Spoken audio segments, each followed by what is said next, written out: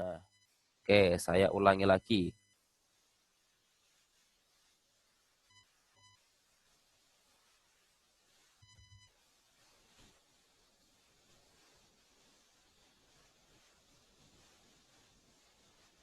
Oke, nih. Ya, jadi kita semua tadi yang saya katakan 8 kondisi duniawi itu semua terjadi akan dialami oleh semua makhluk tanpa terkecuali. Ya, tidak terkecuali nih. Gender itu jenis kelamin. Apakah dia laki-laki, apakah dia perempuan, dia berasal dari suku yang mana. Di Indonesia sendiri itu ada 1.340 suku anak-anak. Sangat banyak sekali. Dan itu kita tidak bisa terlepas dari 8 kondisi duniawi tadi. Ya, 8 kondisi duniawi tadi terdiri dari 4 hal yang menyenangkan dan juga 4 hal yang menyedihkan anak-anak. Itu dari manusia loh. Apakah yang mengalami kondisi duniawi cuma manusia, Bapak? Tidak ya. Yang mengalami kondisi duniawi itu tidak hanya manusia. Tempat seperti yang tadi di awal saya katakan anak-anak. Yang mengalami 8 kondisi duniawi itu semua makhluk. Makhluk-makhluk yang tanpa kaki, berkaki dua, berkaki banyak, yang di laut, yang di darat, yang di udara, yang terlihat, yang tidak terlihat, yang masih dalam kandungan, yang akan dilahirkan. Semuanya itu terkena yang namanya hukum alam. 8 kondisi duniawi. Nah, apa saja itu? Kita lihat yang pertama. Apa ya kira-kira ya? 8 kondisi yang pertama apa ya? Ya, kondisi duniawi yang pertama, Nana, adalah ini gambarnya begitu orang yang tertawa. Tertawa itu adalah identik dengan yang namanya kesenangan.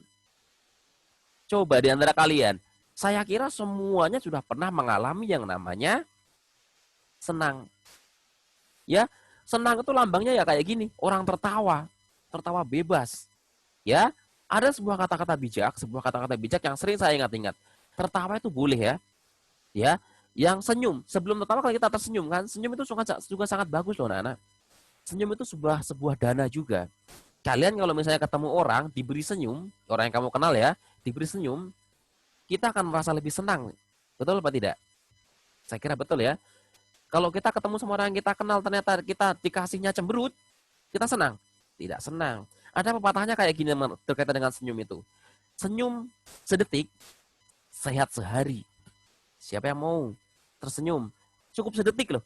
Kamu tersenyum sedetik dengan penuh keikhlasan, dengan penuh kesadaran, dengan penuh kesenangan. Walaupun senyumnya sedetik, itu bisa mengkondisikan agar diri kamu itu sehat selama 1 hari. Senyum semenit kamu tersenyum saja semenit. Tapi senyum yang penuh dengan balas asih ya, itu kamu akan sehat setahun. Senyum sedetik sehat sehari, senyum semenit sehat setahun. Tapi yang penting jangan senyum sepanjang hari. Karena kalau senyum sepanjang hari, ya seperti yang kamu lihat di pinggir jalan. Ya, gila itu kan kalau senyum sepanjang hari. Ya, senyum harus bijak tadi dengan tulus, dengan keikhlasan, dengan cinta kasih. Nah, kondisi yang pertama tadi anak-anak ini adalah senang. Senang, saya kira kamu semua yang saat ini sudah ada 76 siswa ini, semua pasti sudah pernah mengalami senang. Ya kan? Contoh kamu mendapat nilai bagus. Sedih? Tidak. Contoh kamu lagi ulang tahun. Sedih? Tidak juga. Contoh kamu misalnya diberikan barang sama papa mama kamu. Pasti kamu senang. Berarti kondisi pertama, kamu semua mengalami. Ya, senang. Senang itu adalah keadaan. Senang itu adalah suatu keadaan apabila tercapai apa yang kita inginkan, apa yang kita mau. Ya kayak tadi, kamu misalnya lagi saat ini pengen handphone yang bagus. Handphone kamu untuk belajarnya kurang bagus misalnya, kurang sesuai, kurang cepat kerjanya. Minta sama papa mamanya. Kemudian diberikanlah handphone yang terbaru. Seneng kan? Seneng. Sudah pernah mengalami kan? Mengalami. Kamu misalnya lagi pengen makan yang namanya ayam goreng. Mama kamu dimasakin ayam goreng. Seneng? Senang.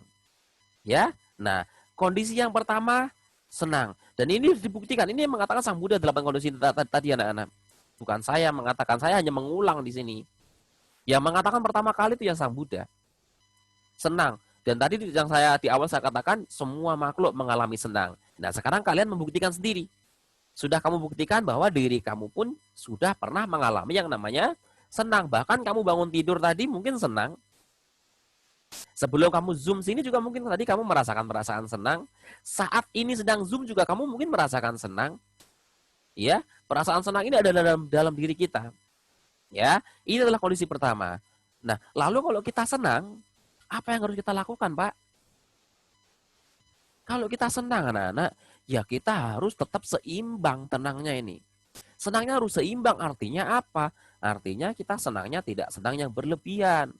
Nanti ketika kamu senang kayak tadi, contoh kamu lagi ulang tahun. Ulang tahun kamu senang. Karena kamu senang, kamu nggak mau ngapa-ngapain. Pokoknya kamu pengennya cuma ketawa-ketawa, makan-makan, senang-senang terus. Apakah begitu? Tidak. Kan tadi saya katakan harus seimbang. Jadi ketika kamu lagi ulang tahun, kamu senang-senang terus, ya kamu juga ketika diminta bantuan sama orang tua, mau. Ya, ketika misalnya orang tua mengingatkan kamu, kamu waktunya untuk belajar, walaupun kamu ulang tahun, ya mau belajar. Harus seimbang ya. Jangan karena tadi senang, waduh senang terus. Tidak bisa anak-anak. Ya, ingat harus seimbang. Kuncinya harus dengan bijaksana. Baik, ini kondisi pertama, senang. Kondisi yang kedua apa ya? Nah, kondisi kedua adalah air mata bisa melambangkan kesedihan. Apakah di antara kalian, tadi yang saya tanyakan, di antara kalian tidak pernah yang namanya sedih? Ada nggak di antara kalian yang nggak pernah sedih? Ada nggak di antara kalian yang tidak pernah menangis? Saya kira nggak ada. Tidak ada makhluk di dunia ini pun yang tidak pernah sedih. Bahkan binatang pun sedih. Kayak kemarin, beberapa minggu yang lalu kan di saudara-saudara kita ada yang melihat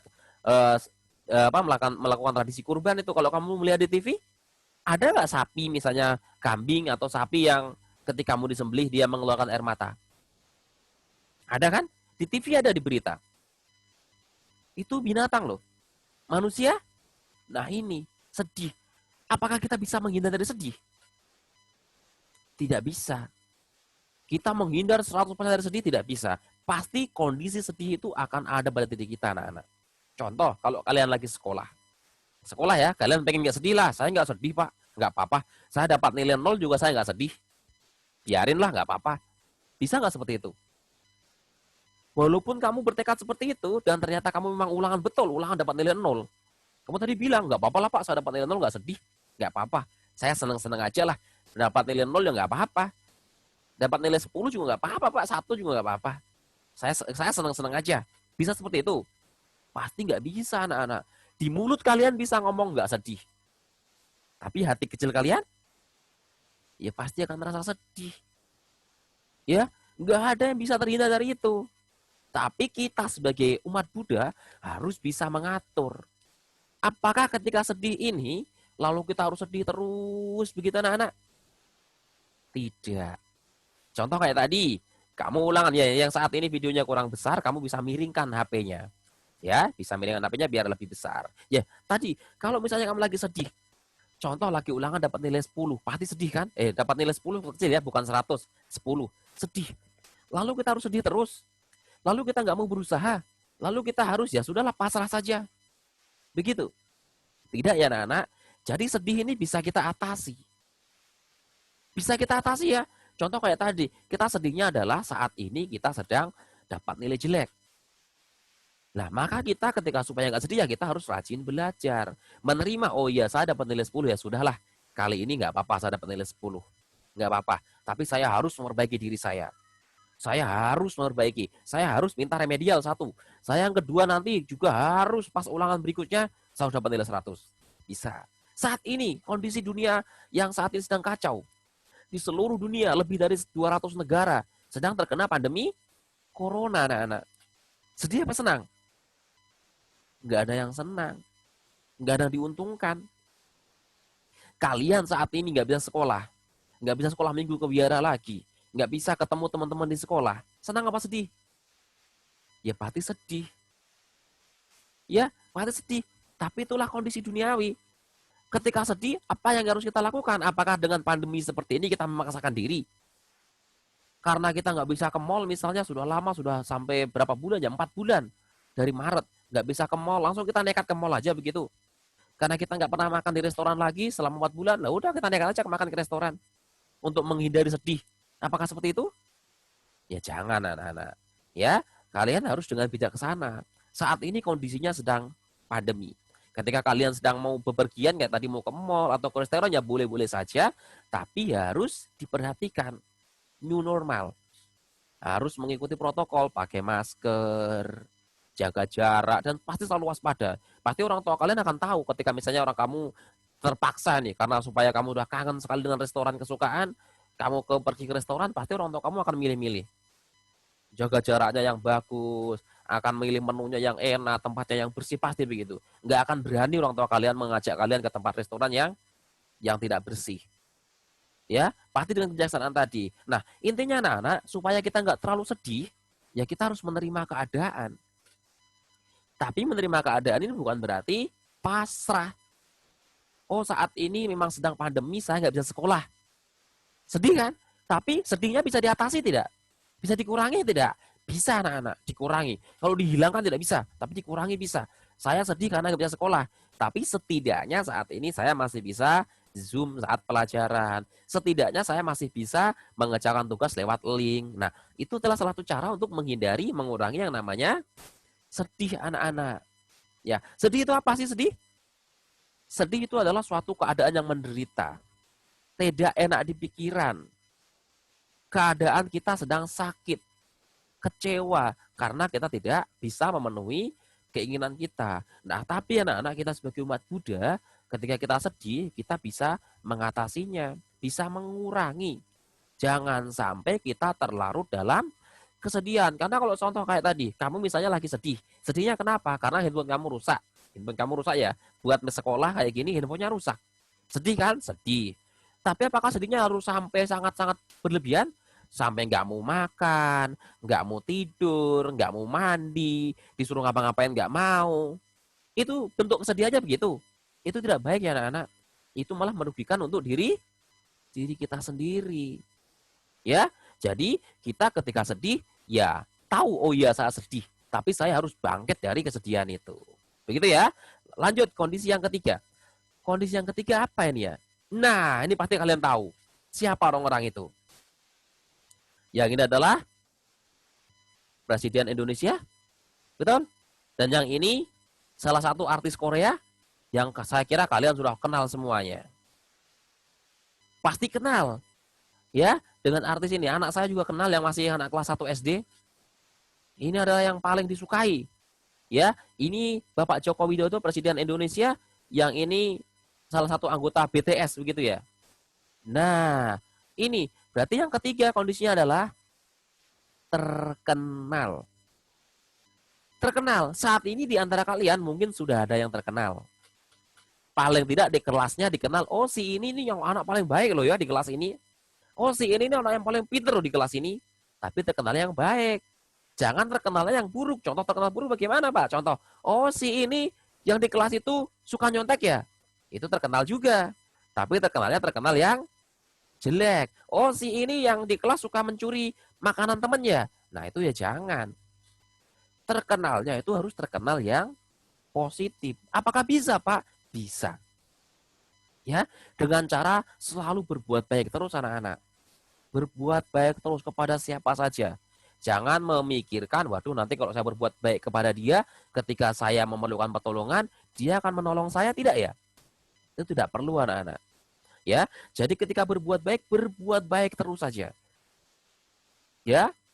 Nah, yang saat ini kalian sudah terkenal anak-anak, apa yang perlu kalian lakukan? Yang perlu kalian lakukan adalah kamu harus terus bersikap tidak sombong. Ya, karena kalau kamu sampai bersikap sombong, itu yang rugi diri kamu sendiri. Sadarilah yang saat ini mungkin yang sudah merasa dirinya paling perfect, merasa tubuhnya paling bagus misalnya, merasa bentuk tubuhnya bagus, merasa rambutnya bagus, merasa mukanya cantik, merasa mukanya ganteng misalnya. Ya, misalnya, jangan sombong. Sadari bahwa itu semua proses. Ya, nanti kamu juga akan mengalami usia tua, akan mengalami sakit, akan mengalami kematian, disadarin itu. Ya, karena kalau misalnya kamu berbuatnya kurang baik, karena kamu membanggakan diri kamu tadi misalnya, tubuh saya ini muka saya cantik loh, muka saya ganteng sekali loh, saya tuh IQ-nya pinter banget loh, saya tuh jago main gamenya loh, membanggakan itu. Nah, kalau kamu hanya itu saja, tanpa menyadari proses tadi yang terjadi, ya kamu nantinya akan sombong anak-anak. Ya, jadi itu harus disadari setiap saat. Sadari bahwa itu proses, tidak akan lama. Seperti kehidupan, roda. Suatu saat ada di atas, roda itu selalu ada juga di bawah ketika berputar. Nah, semua itu ada waktunya kan? Nah, saat ini mungkin kamu sedang terkenal, bagus, di sanjung temennya misalnya. Nah, tapi ingat kalau itu adalah proses, jadi suatu saat pasti kamu akan tidak terkenal lagi. Ketika kamu di bawah ya harus siap lagi, bangkit lagi. Ya, ini kondisi ketiga. Kondisi ketiga ini juga dialami oleh semua makhluk. Hanya saja di antara kalian saat ini mungkin belum, ada yang belum. Kalau yang sudah ya kayak tadi yang saya katakan, harus yang namanya tetap menjaga dirinya supaya tidak sombong. Ya, contoh yang di dalam lingkup lebih besar terkenal itulah seperti pejabat. Pejabat kayak tadi nih Pak Jokowi sebagai presiden misalnya, atau profesional, artis, pengacara itu banyak orang terkenal. Kenapa mereka bisa terkenal? Apakah mereka terkenal itu karena tiba-tiba? Apakah cuma ujuk-ujuk? Kebetulan tidak anak-anak. Mereka itu terkenal karena adanya proses. Proses apa Pak? Proses kerja keras.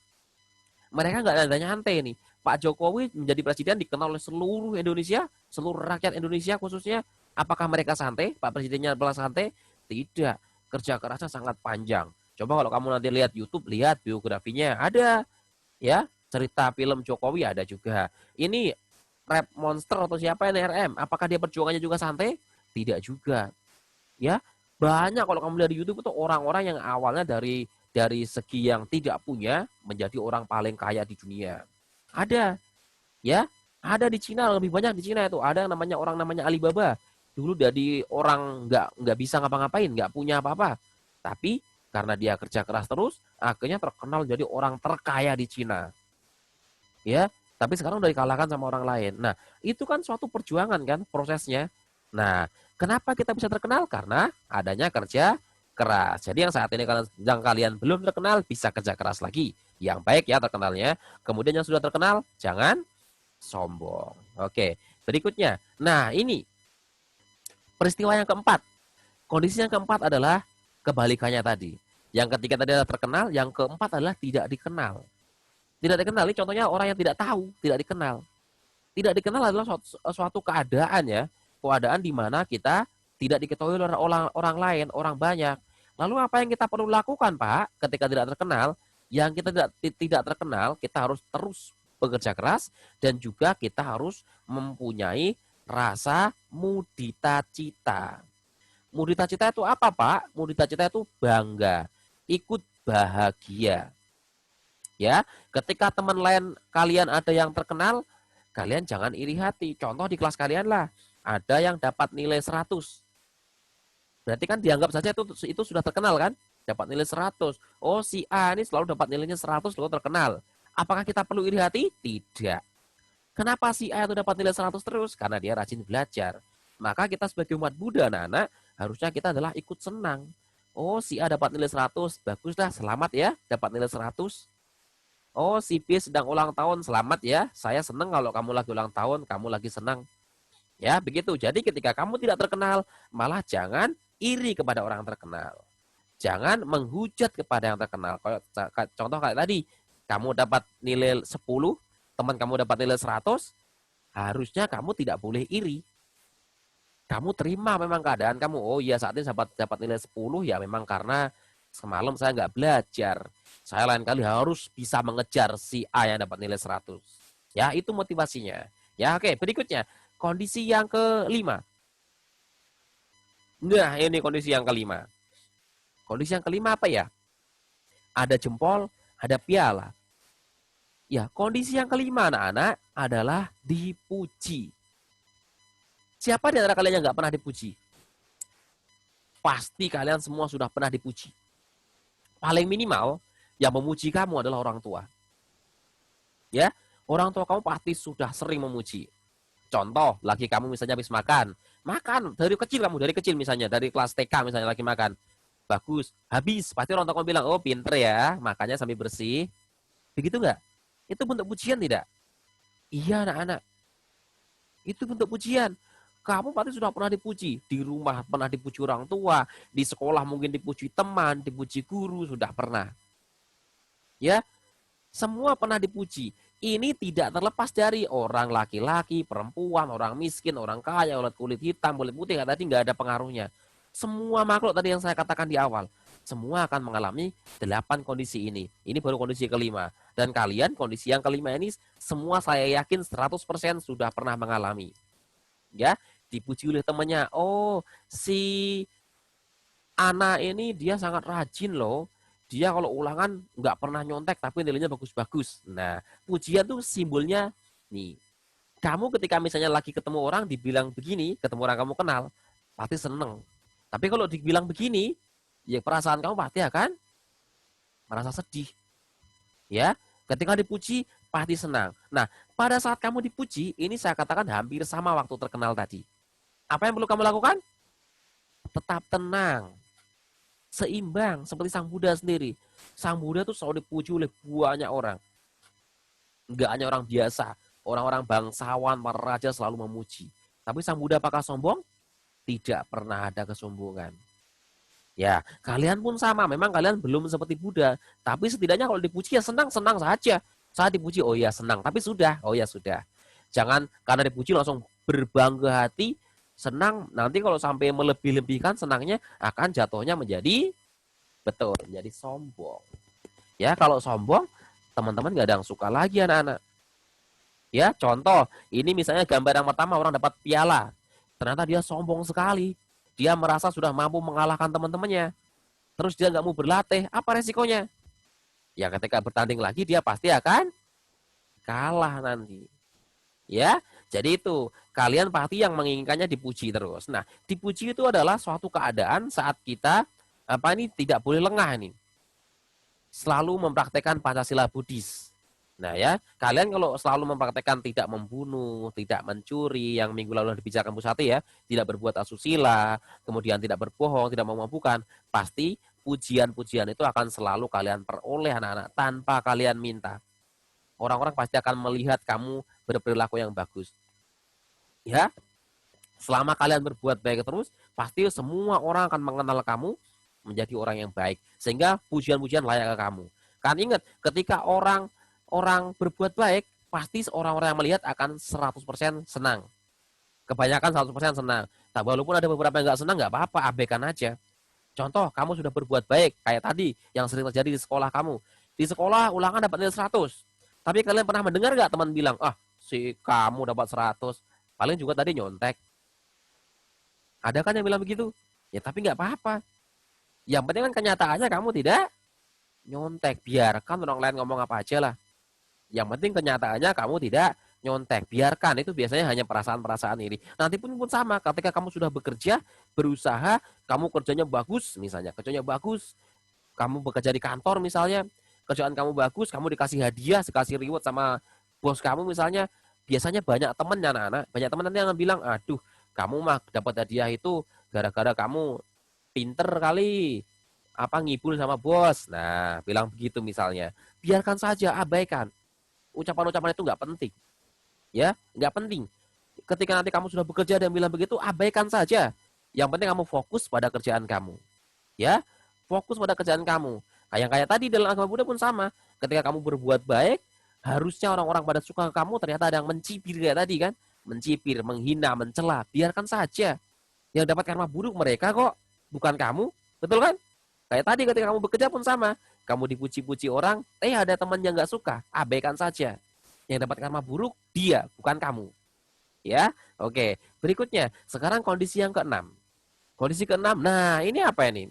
Ada kata-kata, haha, kamu sangat hitam. Tadi di kelima adalah dipuji. Berarti yang keenam adalah dicela. Dicela itu hampir sama dengan dihina anak-anak. Hampir sama dengan dihina. Ya kayak tadi, kamu sudah berbuat baik pun masih dicela. Karena dalam dunia ini, tidak ada orang yang tidak dicela. Ada pepatah juga yang sangat bagus. Ya, kamu mau diam anak-anak, ada sebuah pepatahnya gini. Diam juga dicela. Sedikit bicara, dicela juga. Banyak bicara, dicela juga. Lalu yang baik bagaimana, Pak? Tadi diam, dicela. Sedikit bicara, dicela. Banyak bicara, dicela juga. Lalu sebagai umat Buddha bagaimana, Pak? Sebagai umat Buddha, anak-anak, kalian ya berbicara yang seperlunya. Kalau nggak perlu, nggak usah dibicarakan. Nggak usah menggosip. Nggak usah bicarakan kejelekan orang lain. Tidak usah. Kamu jangan takut dicela. Selama kamu berbuat baik, orang yang mencela itu hanya orang-orang yang iri saja. Selama kamu berbuat baik ya. Jadi ketika kamu berbuat baik, ketika baru melangkah berbuat baik dicela orang, abaikan orang itu. Terus berbuat baik terus. Saat ini kamu pun sama, ketika lagi belajar dapat nilai tadi, dapat nilai 100, kamu kemudian dicela temennya, paling kamu nyontek. Lakukan aja terus belajarnya. Dia ngomong begitu, abaikan saja. Karena kalau kamu memikirkan omongan itu, membuat kamu semangatnya akan kurang. Akan jadi kendor lagi. Ya kayak ini ceritanya, di gambar ini. Kamu sangat hitam. Ya abaikan saja. Kamu harus bisa mengendalikan pikiran kamu. Ya, oh ya biarkan memang saya kulitnya hitam, dibilang hitam kenapa? Dibilang lagi, oh kamu kok gendut sih? Ya memang kondisi kamu gendut, harus menolak. Ketika masa misalnya, mohon maaf nih, contohnya kamu misalnya badannya gendut, dibilang, kamu gendut, ya sudah terima saja, memang gendut kan. Kalau kamu malah melawan, misalnya, apaan sih, terus kamu kejar misalnya kamu kejar, dia akan semakin sering menghina kamu, akan semakin sering mencela kamu. Ya tidak apa-apa, memang kondisi saat ini yang saya alami adalah badan saya gendut misalnya. Ya, selama masih celahannya masih cukup bisa kita atasi aja, jangan sampai kita bawa hati. Ya, dicela itu pasti kalian juga sudah pernah mengalami. Semuanya pasti sudah pernah mengalami. Ya, dicela oleh teman pasti pernah mengalami. Misalnya kamu berpakaiannya kurang, misalnya menurut kamu sudah bagus tapi kurang pas, diomong sama temannya lagi, pakaianmu kok gitu sih? Nah, itu juga sudah suatu bentuk celaan. Potong rambut yang udah bagus, misalnya yang cowok potong rambut yang model kayak sekarang, dipotong, kok kamu potongnya kayak gitu sih? Nah, pernah kan? Tidak apa-apa, abaikan saja.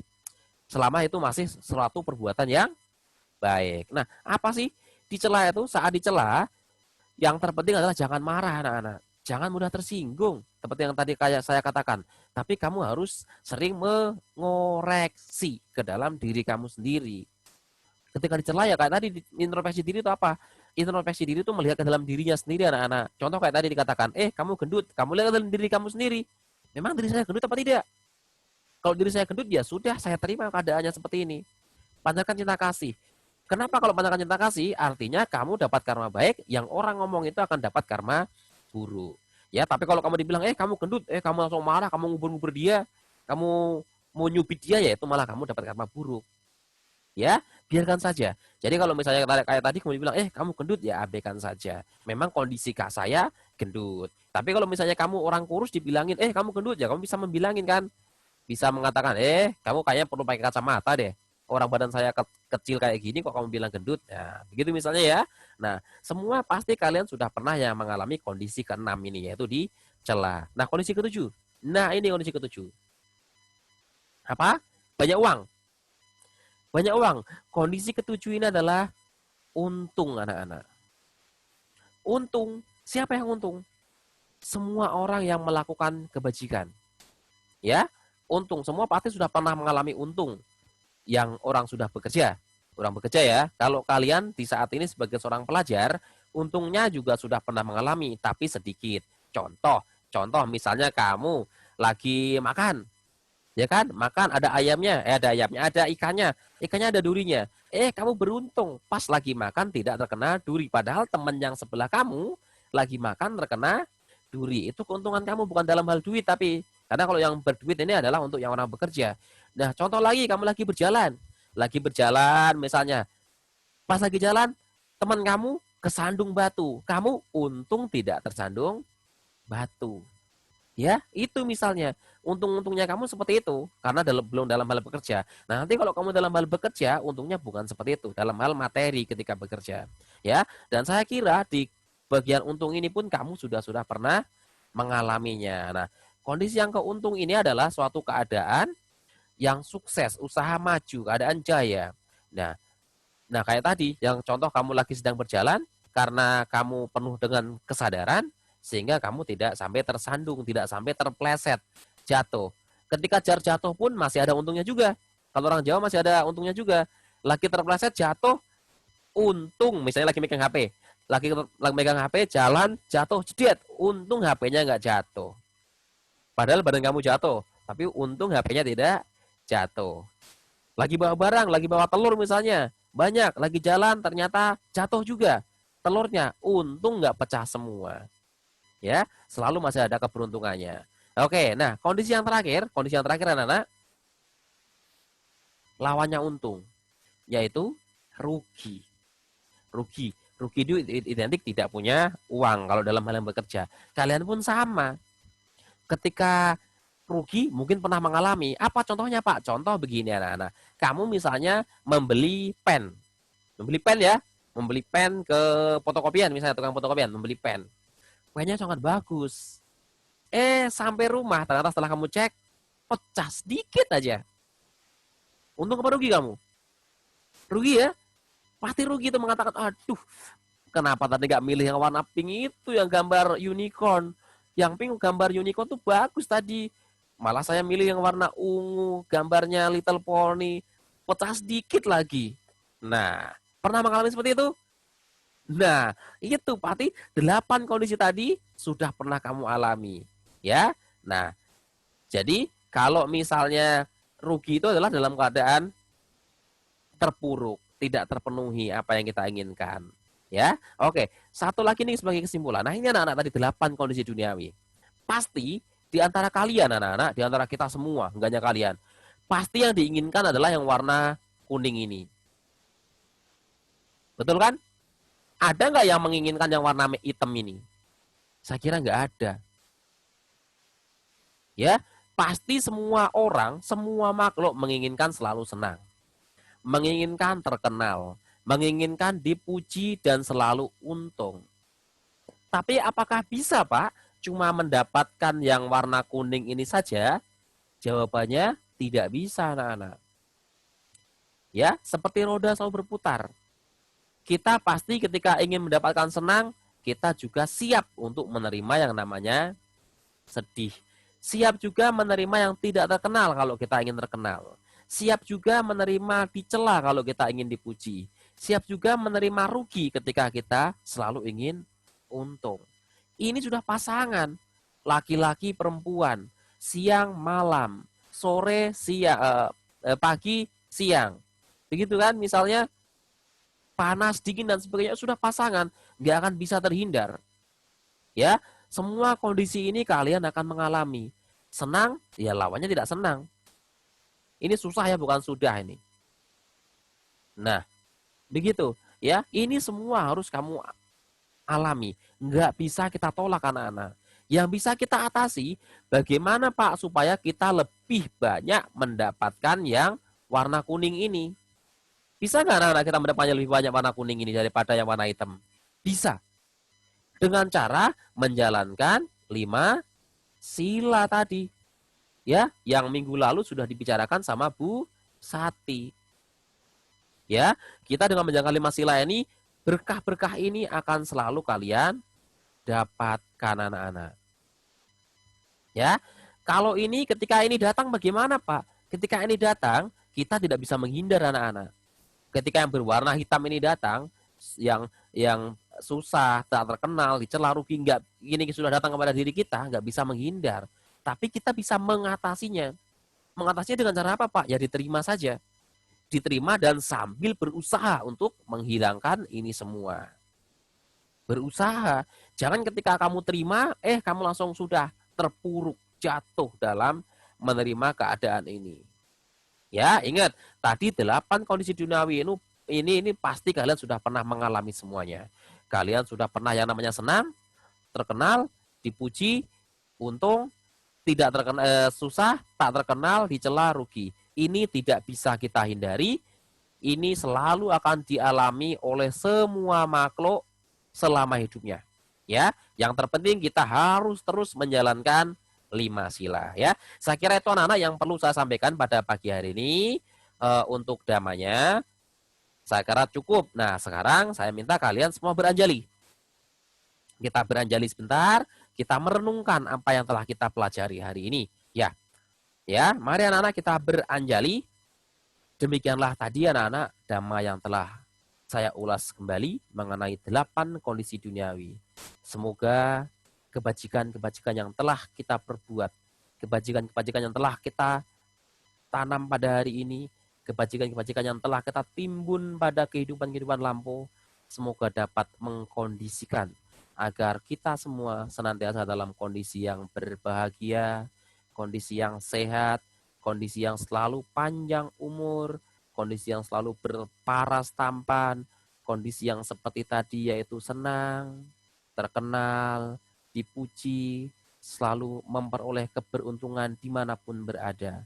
Semoga berkah dari kebajikan-kebajikan yang telah kami perbuat, yang telah kami timbun, semoga senantiasa dapat melimpah kepada para leluhur kami. Semoga para leluhur kami di kehidupan yang saat ini mereka jalani, semoga mereka semua hidup berbahagia. Sabe sata bawantu sukitata, semoga semua makhluk hidup berbahagia. Sadu, sadu. Satu ya. Terima kasih anak-anak, hari ini sudah selesai. Ya, sekarang saya akan foto dulu. Ini ada sampai 4 halaman ya. Saya foto dulu. Tolong dinyalakan semua video-videonya dulu. Biar saya foto dulu ya di halaman 1. Bisa merapikan rambutnya dulu kalau mau merapikan. Silakan, saya foto dulu. Oke. Halaman 1 dulu ya. 1, Orlin belum nyala Orlin videonya. Orlin belum ada. Bisa kamu sambil beranjali, sambil ngapain aja misalnya. Boleh, silakan sambil bermeditasi, boleh ya. Oke, 1, 2, 3, ya tunggu sebentar.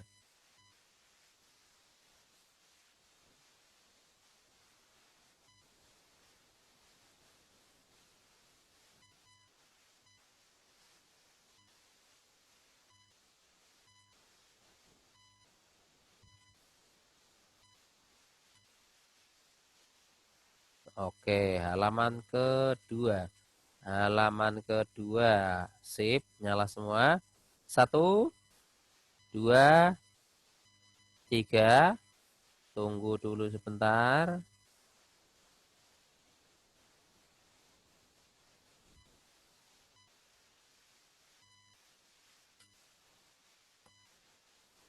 Oke, halaman ketiga. Halaman ketiga nyala semua. Ya, oke, halaman ketiga.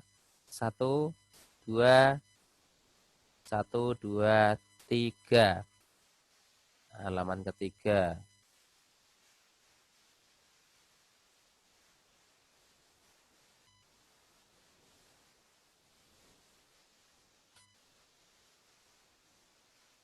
Halaman terakhir. Halaman terakhir. 1, 2, 3. Oke, tunggu dulu sebentar.